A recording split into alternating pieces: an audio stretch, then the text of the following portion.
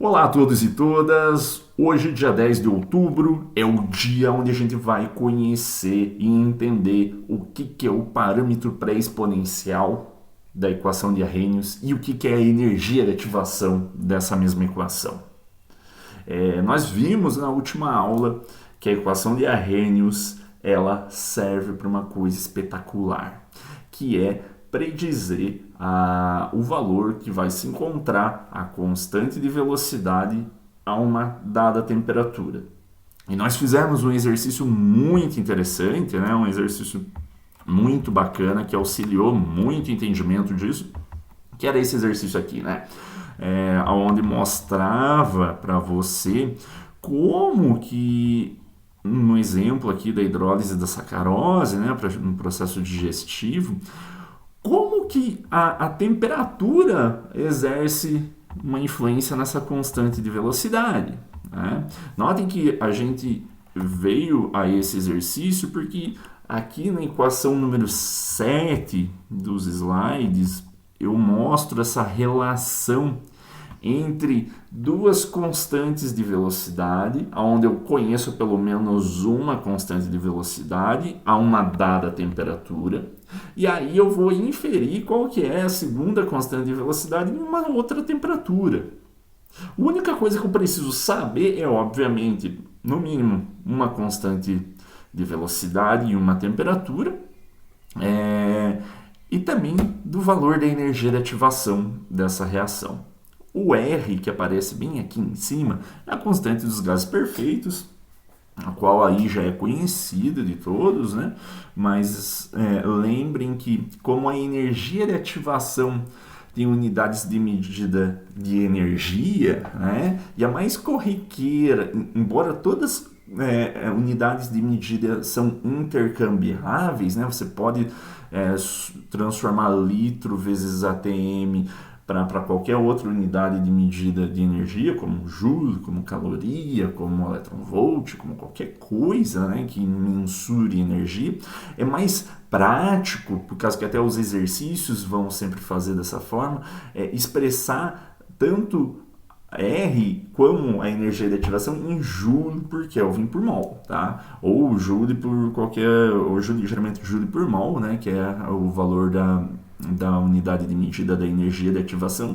Então a constante R que eu estou apontando aqui para cima, né, para você olhar para a equação 7, que está bem aqui em cima, essa constante R aí você também deve deixar em unidades que já pelo menos a energia esteja em joule.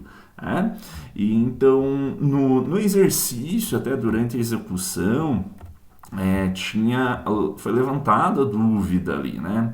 Qual era a dúvida? Mas não posso fazer esse cálculo, usar aqui os valores que tem aqui nesse exercício e se eu colocar em lugares errados, se eu chamar o K1 e o T1 de ali falar que é uma dada temperatura, será que se eu fazer invertido não vai dar problema? Então eu construí o exercício, a resolução, eu digo, né, construí a resolução do exercício dessa forma aqui, né? Isso aqui eu já peguei do livro, que fica mais simples, e aí naquela situação a minha temperatura 1 era igual a 310 Kelvin e a temperatura 2 é igual a 308 Kelvin, né? Por consequência, o KR1, só que eu acho que durante a execução do exercício em sala eu não coloquei K, né, R, né, não esse Rzinho aqui, mas sim só coloquei K1, e esse K1 tinha ali o valor de 1 ml por mol por segundo, né? Por mol vezes segundo na menos 1.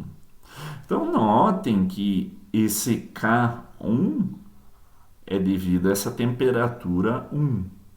Mas agora que é a pergunta, e se eu inverter o T1 por T2, eu vou estar invertendo esses termos aqui em cima, tá vendo?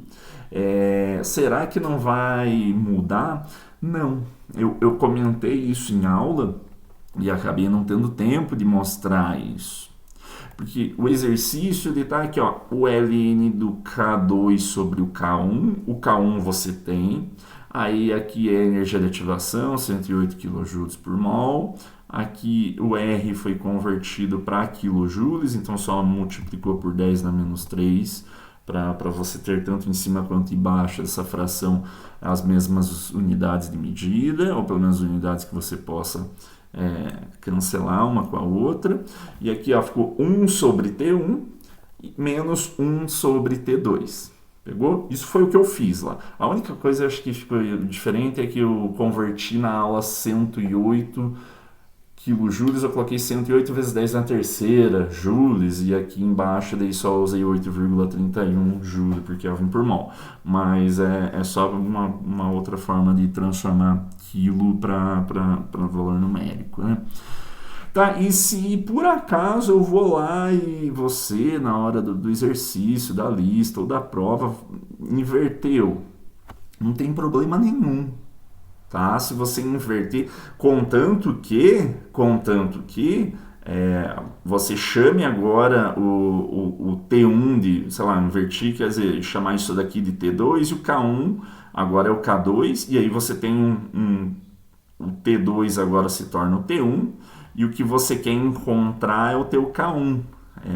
É aqui o que vai mudar é aqui, ó. Deixa eu perceber, vamos ver, acompanhe comigo, ó. Tudo que era subscrito 1, que é o T1 e o K1, agora eu vou chamar de 2, tá? E eu só estou fazendo isso para provar para você, ó. Então T2, K2, e por consequência o que era 2, que é no caso da temperatura, eu vou transformar em 1. Isso é para mostrar para você que não vai dar a menor diferença. Então eu tenho T1 agora é o meu 308 Kelvin, e o que eu quero achar também é o K1, tá? Isso aqui é a minha incógnita, eu quero achar isso, né? Então eu posso construir o exercício da mesma maneira, só que agora eu só tenho que cuidar que antes o que era 2 agora é 1 e o que é 1 é 2. Então se eu for colocar os valores, né, então ó, eu tenho o ln, pegando aqui, né, do K2 sobre o K1, o K2 eu sei quanto que sabe sim, e aqui eu já vou colocar na hora do quadro ali, na aula passada eu deixei para pôr por último, mas só para simplificar as coisas. Então ó, ln do K2 sobre o K1, que é uma incógnita, é o que eu quero achar, né? Então, estou do lado esquerdo ali, né, da equação. Do lado direito da igualdade dessa equação 7, aqui em cima, eu tenho EA sobre R, isso aqui não mudou nada, então eu vou colocar ali os mesmos valores, então é 108 kJ por mol, sobre 8,314 vezes 10 na menos 3 kJ por Kelvin por mol, tá? A letra tá feia, você sabe que é. E agora aqui, ó, novamente, aqui, ó, 1 sobre T1 menos 1 sobre T2, é o que você está vendo aqui ao lado, né? Então vai lá e pega. Lembra que você mudou, né? Então, o 1 sobre T1, o que é T1 agora? É 308 Kelvin menos 1 sobre T2, 1 sobre 310. Opa, ficou feio. Aqui. 1 sobre 310. Pronto, estou com a minha equação montada, né? Já está tudo ali com as unidades de medida, cancela quilojoule com quilojoule, mol com mol, só vai ficar alguma coisa Kelvin na menos 1 sobre Kelvin na menos 1, que é a mesma coisa que Kelvin. E aí, pega a calculadora. Os cálculos aqui eu já trouxe igual programa de culinária matinal, né? Porque eu fui fazendo ali, ó, 1 sobre, a primeira coisa que eu tenho aqui em cima, né? Deixa eu só puxar aqui para ficar legal. Aí, ó. Então eu fui de trás para frente, né? Olha aqui, ó. Eu peguei negativo 1 sobre 310, calculadora, aqui, ó. Negativo 1 sobre 310, o resultado tá bem aqui, ó. menos 0,003222581, faz aí na tua calculadora para conferir, mas dá a mesma coisa. Beleza, 1 sobre 310 já é essa parte aqui, né? Mais 1 sobre 308, né? Ué, mas como assim? É que eu estou somando o valor negativo com a resultante do 1 sobre 308. Então eu peguei a última resposta, que é o negativo 1 sobre 310, mais 1 sobre 308, dá esse resultado aqui. Pronto, eu já resolvi o parênteses aqui da equação 7. 1 sobre T1 menos 1 sobre T2. Daí eu só tenho que multiplicar isso pelo quociente entre energia de ativação e R. Então é só multiplicar por 108 e dividir por 8,314 vezes 10 a menos 3. Então é isso que eu fiz. Ó. Peguei a última resposta, que era o 1 sobre 308 menos 1 sobre 310, né? E multipliquei por 108 e aí dividi por 8,314 vezes 10 a menos 3. Viu? Eu estou fazendo todo o cálculo na mesma linha e a calculadora que faz os arredondamentos para você. Eu comentei isso. Então, ó, já respondi, já resolvi toda essa parte da direita aqui da equação, que é o que eu tenho aqui, esse resultado, 0,2722. Se você for sapiente, se você está olhando o teu caderno, se você está acompanhando com o que foi feito segunda-feira passada, você agora deve estar falando, o Glaucio Regis errou, porque no meu cálculo dava ali menos 0,27 e agora eu tenho o valor de 0,27 positivo. Espera que o cálculo ainda não acabou e tem mais um algebrismo aí, você vai ver que no final vai dar certinho, quer ver? Acompanhe, então, o que você precisa falar? Tudo isso daqui já está resolvido. Lembra lá que eu fiz? Eu pego esse ln para eu passar para o outro lado, passo como um exponencial do valor ali que eu tenho, um exponencial. Aqui eu vou deixar entre parênteses sem nada, né? Você deve estar olhando para cá. Entre parênteses vai o resultado aqui do lado direito, né? Então, eu peguei o último resultado e elevei ao expoente. Então, o número de Euler elevado à última resposta, dá 1,31. 1,31. Então, esse valor é importante, né? Então, olha só. Deixa eu só limpar isso daqui, né? Para você entender alguma coisa. Então, eu estou aqui com 1 ml vezes mol vezes segundo na menos 1 sobre K1. Tudo isso aqui é igual a 1,312892, então 1,31289250. Lembra que como você usou ali um expoente, é bom considerar todas as casas. Só para não dar um arredondamento que seja significativo. Tá, e agora? Agora eu vou fazer aqui em vermelho. O K1 vai vir para a direita e por consequência, só para fazer o passo a passo. E esse 1,31 aqui, que vai estar multiplicando o K1, eu posso passar ele. Na verdade, eu só estou invertendo o vermelho pelo rosa, tá? Então, o 1,31 vai passar dividindo ali. Então, eu vou ter 1 ml por mol por segundo dividido por 1,31289250. Isso aí vai ser igual a K1, tá bom? Vai ser igual a K1. E, de fato, eu faço isso aqui, ó. Aqui, né? Eu peguei a resposta, 1,3128. Então, ó, passou o K1 para o outro lado, multiplicando, o 1,31289250 passou dividindo, né? Então, o K1 é igual, agora eu já deixei o K1 do lado esquerdo, é igual a 1 ml por mol por segundo, dividido por 1,31289250, né? Portanto, o meu K1, quando você faz aqui, ó, 1 sobre toda a última resposta olha ali, né? 0,7616, barará, barará, né? 0,76, né? Então, o 0,76, vou colocar até um 16 aqui, mas nem precisei com tanto afinco, né?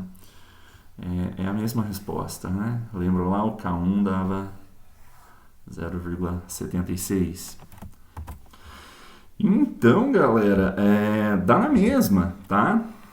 Isso aqui é só para te provar que você que pode decidir se quem é o teu K1 e o teu T1 e quem é o teu K2 e o teu T2. Só atentem-se, né, que você precisa pegar de maneira correta, né, esse valor, né? Você pode definir quem vai ser teu T1 e T2, mas a uma dada temperatura tem uma certa constante de velocidade. E isso não pode ser misturado, senão daí vai dar problema. Mas daí fica indiferente, contanto que você pegue ali uma certa constante de velocidade a uma certa temperatura, olha lá no enunciado da questão, olha lá o enunciado, tá lá isso. Aqui, ó, quando eu busco o enunciado, você vê, deixa eu diminuir a minha tela aqui para você conseguir ler, fazer toda a leitura. Fala ali da hidrólise, da sacarose, suponha que você quer investigar a dependência da velocidade da temperatura do nosso corpo e precisa calcular a constante de velocidade da hidrólise em 35, sabendo que, aí tá lá, o K é igual a 1 ml por mol por segundo em 37, tá? Então, essas duas coisas aqui você não pode separar, então existe uma constante de velocidade que é igual a 1 ml por mol por segundo a 37 graus. Aí indifere se isso você vai considerar como T1 ou T2, mas a essa temperatura eu tenho essa constante de velocidade. Aí você quer uma outra temperatura, você quer isso a 35. Aí o teu K é uma incógnita. Então, o 35, a constante de velocidade atrelada a essa temperatura, você não conhece. Você conhece a constante de velocidade atrelado a 37 graus. Isso você conhece. Então, essa constante de velocidade está atrelada a essa temperatura. Sendo assim, não importa se você chama aquela temperatura ali de T1 ou T2, contanto que você leve também o K1 a K2, né, o resultado vai dar igual. Tá? O que não pode é misturar as coisas. Tá? Então, você quer calcular uma nova constante de velocidade, é 35, tá bom? E foi isso. Então, fazendo dos dois jeitos, vai dar certo. Se você quiser chamar o 310 Kelvin lá, que é o 37 graus Celsius de T1 ou de T2, tanto faz, tá bom? Contanto que você mantenha em linha ali a respectiva constante de velocidade dele. Perfeito? Tranquilo. Então chegamos, né, ao grande momento, que é entender o que é a energia de ativação e o que é o fator pré-exponencial. Para isso, a gente precisa olhar esses dois parâmetros através de uma nova teoria, pessoal, tá? Então vamos descartar isso. E essa teoria, ela é muito legal, tá? Porque ela nos explica como que como que pelo menos ajuda a vislumbrar como que as coisas acontecem ao seu nível mais íntimo, que é o nível atômico e molecular. A teoria que eu estou falando é a teoria das colisões. Vou colocar aqui em preto, mas aqui, ó, legal. A teoria das colisões. Essa teoria das colisões, ela nos diz, nos informa e nos mostra, tenta, na verdade, modelar como que dois átomos ou duas moléculas colidem no espaço e como que eu consigo tirar algumas informações que vão ser muito importantes para nós. Tá? Então, a ideia é... Imagine que esse modelo, essa teoria, só sirva para explicar as colisões na fase gasosa. Então, é isso que você tem. Então, a teoria das colisões, ela fala sobre gases colidindo no espaço. tá bom? É a forma mais simples de eu conseguir expressar uma reação química na fase gasosa. Por quê? Porque, na verdade, um solvente, eu sei que muita coisa acontece em meio solvatado, mas como eu estou falando de um modelo, é mais fácil eu pegar um modelo simples e aí deixo para outras situações pensar em como que isso seria no solvente. Mas claro, se eu tenho um conjunto de moléculas se comportando de tal forma, o solvente, o meio expresso que o solvente ocupa ali, né, que ele preenche, ele só vai dar uma atrasada na velocidade, mas as coisas vão se comportar mais ou menos da mesma forma, tá? Só que haverá ali uma situação onde as partículas não vão conseguir se movimentar de um lado para o outro no lugar que o contém, né? De uma forma que não necessariamente vai ser tão veloz. Mas a ideia vai ser praticamente a mesma do que acontece num gás do que acontece em um solvente. Tá? Então é mais fácil modelar um gás.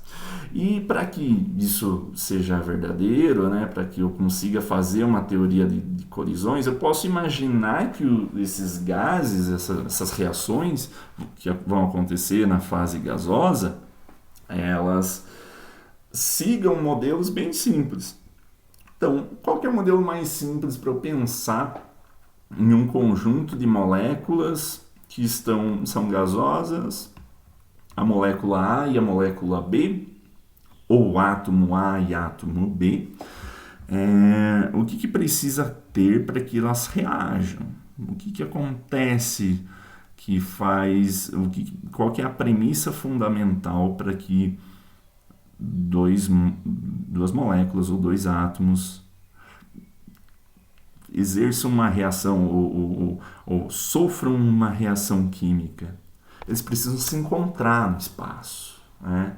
A molécula A e a molécula B, ou átomo A e átomo B, e eu vou falar só mais em átomos, mas isso só vai ser válido para moléculas, mas durante toda a minha fala agora eu sempre vou falar em átomos.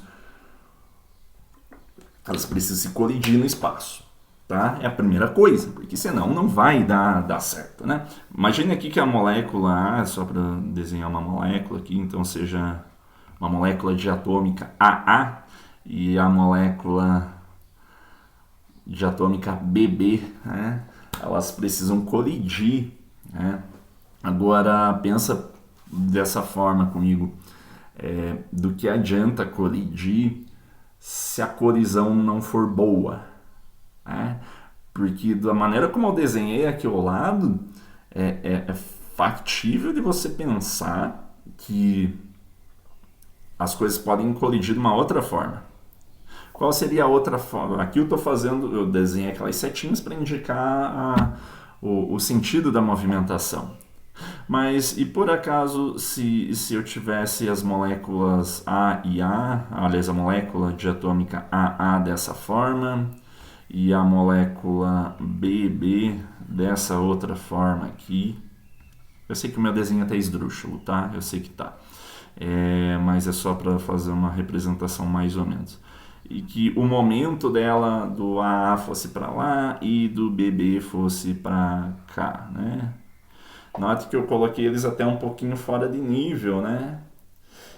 Ou seja, talvez elas só iam raspar uma na outra. Diferente aqui, que as duas estavam no mesmo nível e não estavam de maneira horizontal, mas sim vertical. O choque vai ser frontal.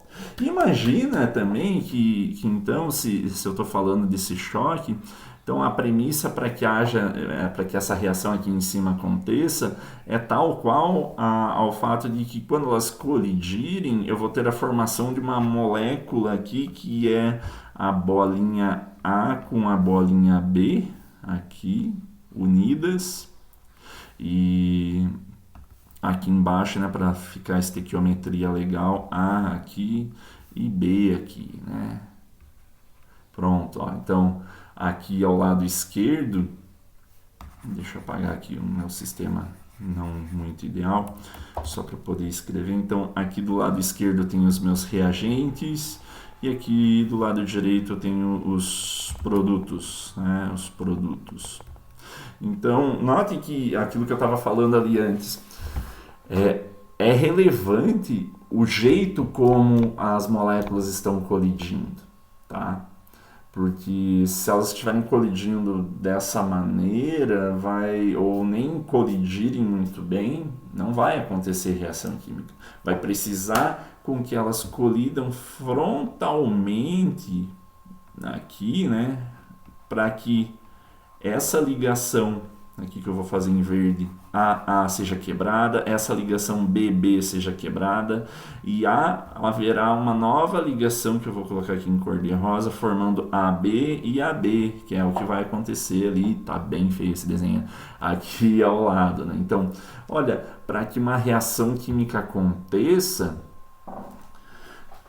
elas precisam, as moléculas precisam bater, ou átomos precisam bater de uma forma que seja representativa para que haja ruptura de algumas ligações, principalmente se for uma molécula, e por consequência a formação de outras ligações.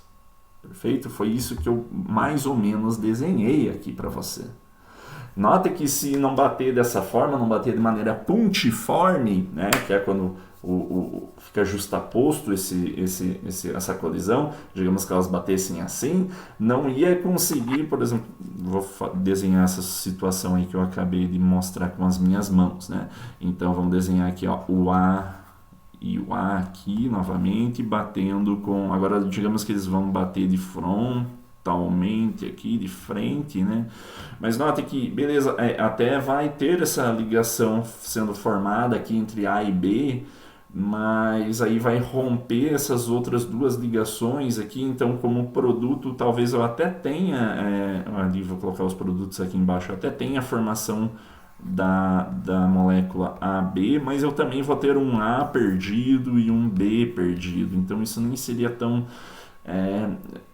o rendimento dessa reação nem seria tão grande, né? E aí teve aquela outra situação que eu já denunciei ali que também pode acontecer, né, que é quando A e B se encontram de uma maneira não muito favorável, não está nem tranquilo nem favorável. Eles até estão se movimentando de um lado para o outro, mas nem acontece o choque, eles só raspam. E aí se só raspou, só bateu de raspão uma molécula na outra, eu não tenho como quebrar aquelas ligações, e muito menos, se não quebrou, não vai formar mais nada. Tá entendendo? Então, a teoria das colisões, ela modela quais são as colisões efetivas, quais são as colisões que realmente vão resultar em um produto, tá? Mas vamos colocar uns números aqui para isso fazer mais sentido, né? Pelo menos ser mais físico-químico, mas de maneira imaginária você já conseguiu entender, né? As coisas precisam ter uma orientação certa, né? Precisa bater de uma maneira correta para que dê certo, né? Dá certo nesse sentido, quer dizer, gere produtos. Então, beleza, você já mais ou menos entendeu que tem que estar orientado legal, mas será que é só isso? Porque para bater, quem já jogou bilhar na vida aí, né, sinuca, sabe que tem que se encostar, tem que bater, tem que ter contato, mas não é só isso.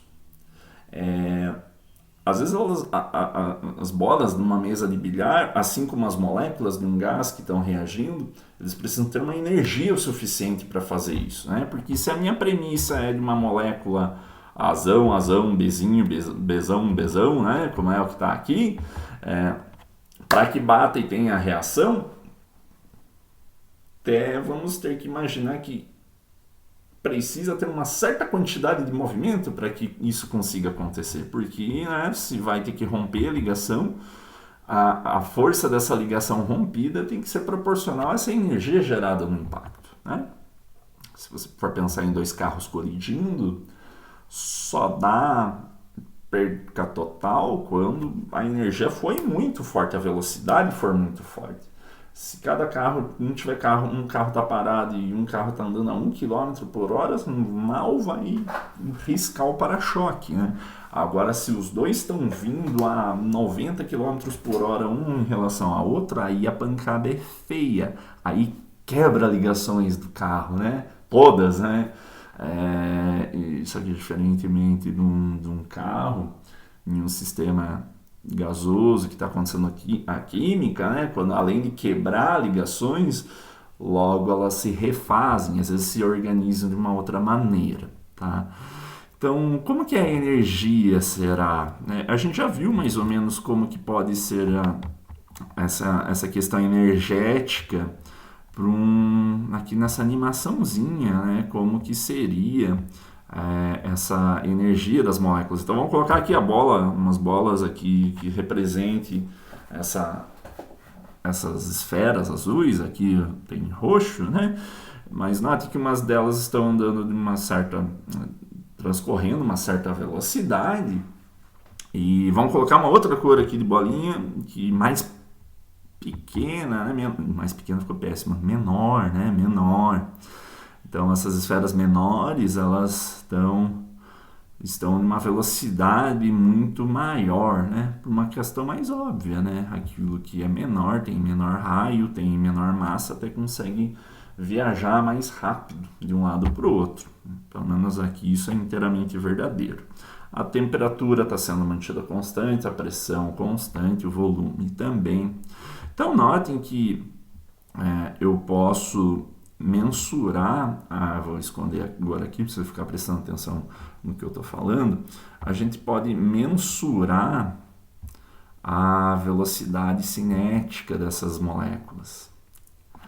Quem fez isso foi Maxwell e Boltzmann, né? Dois físicos que modelaram qual que é a média de velocidade de um gás. Tem como calcular a velocidade de uma única molécula ou de um átomo no estado gasoso? Tem. Está aqui ao lado, ó. Aquela bolinha azul, a mais lerda, tá aqui, ó. Essas mais lerdinhas, elas estão se movimentando a uma velocidade de 460 metros por segundo. Da onde se tirou esse valor? Glaucio Regis, daqui, ó. E a bolinha vermelha a 1.200 mais ou menos 1.200 metros por segundo, quase 3 vezes mais do que as bolinhas azuis. E você percebe que as bolinhas vermelhas é bem mais rápido do que as bolinhas azuis. Então, olha só, bolinhas que são menores, né, conseguem se movimentar com uma maior velocidade. E aqui embaixo eu tenho um gráfico que mostra a distribuição de velocidades. Essa coisa aqui é muito importante, ó. A distribuição de velocidades, deixa eu só dar um aumento no zoom, não vai ter como.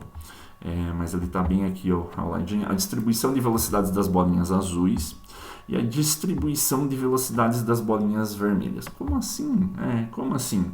Assim, ó, percebe que algumas dessas bolinhas azuis, mas o mesmo vai ser válido para as vermelhas, algumas delas estão a uma velocidade menor, outras maior, e aí às vezes dá um impacto ali, elas ficam meio lentas, daí logo chega alguém, bate novamente, e daí volta a ter uma velocidade alta.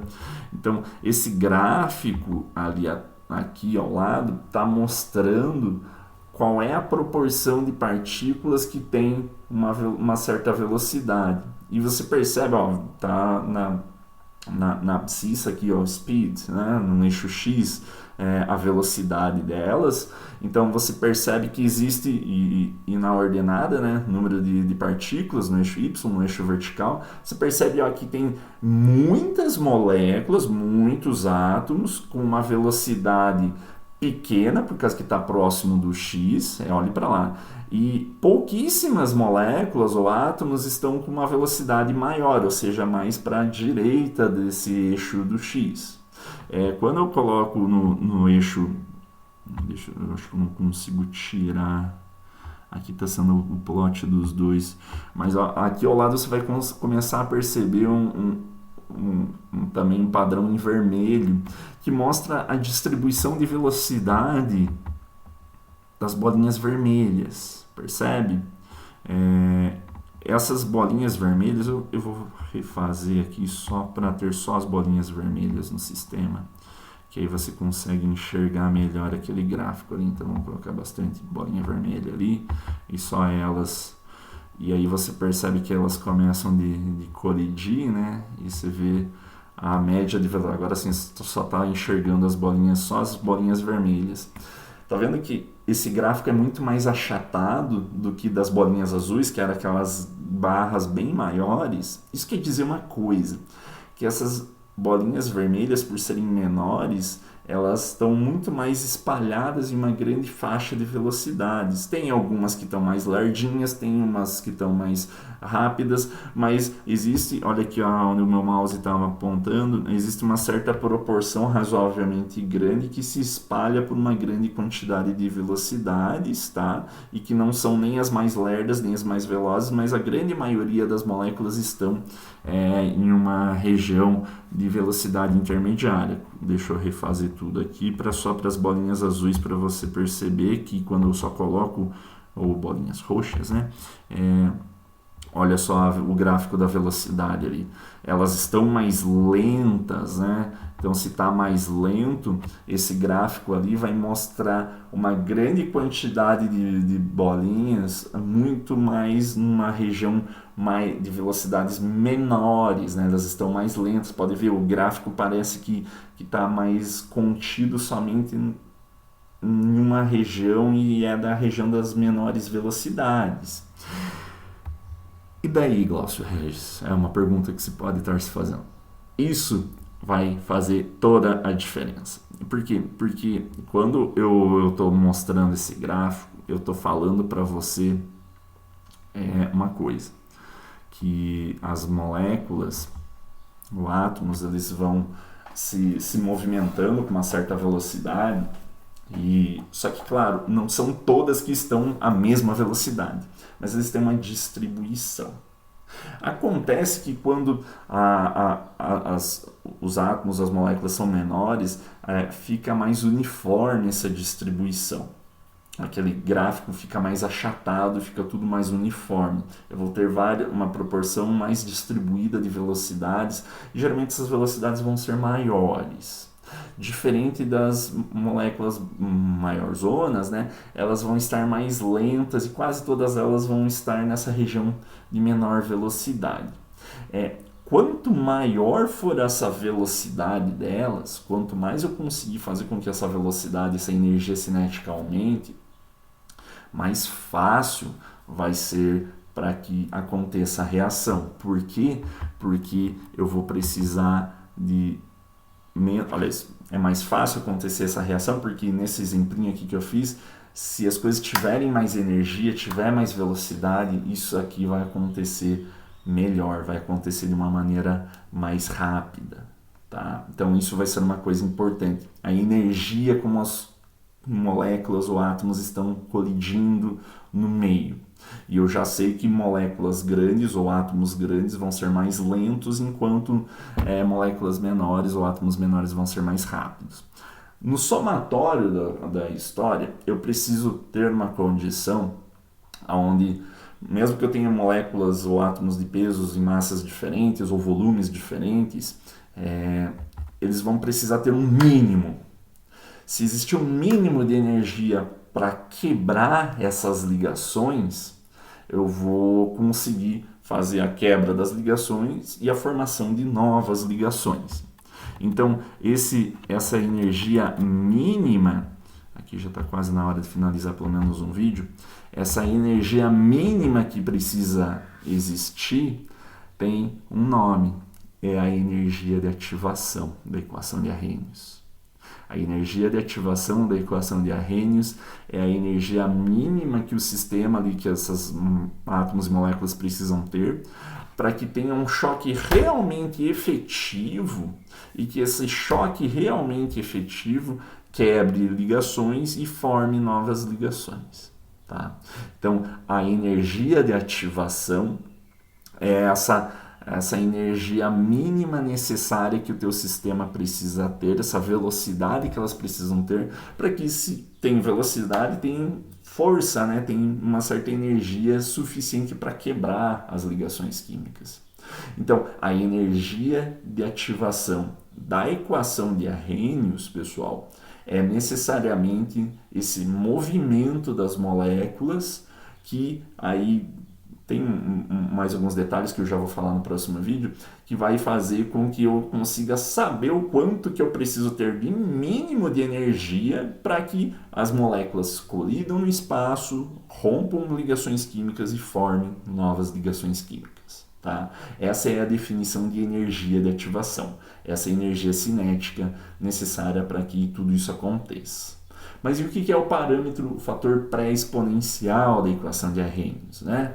Eu vou continuar e vou apresentar o que é isso no próximo vídeo, só para eu ter um tempo razoavelmente grande ali para eu apresentar tudo isso. Em breve eu já volto, beleza?